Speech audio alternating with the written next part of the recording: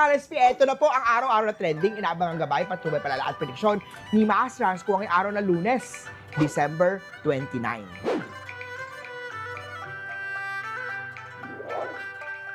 Para sa mga pinanganak ng Year of the Rat, clear sa trabaho kung may naiwan pang task. Tapusin na yan para fresh start ka sa New Year. Green at 8. Kay Ox naman tayo, magtabi ng emergency fund bago dumating ang gastusin sa January.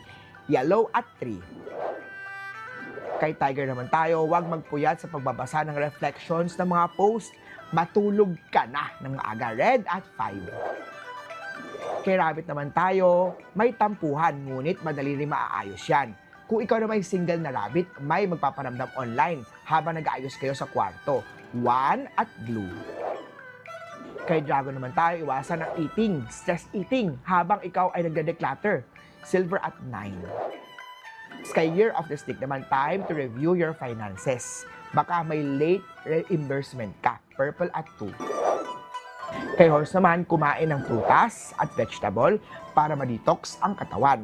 Kaysa sa pagkain natin mga ham o mga fatty, mga prito ngayong Pasko. 6 at white. Kay Year of the Goat naman, magandang araw para maglista ng financial goals sa paparating na 2026. Better yet, make financial resolutions sa New Year. Yellow at 4. Kay Monkey naman tayo, magandang timing for planning at pag-organize para mag-regain mo ulit ang focus mo. Green at 3. Kung meron misunderstanding sa your rooster, huwag nang pabalik-balik. Say sorry at mag-move on ka na. Ang maswerteng kulay, red at 7.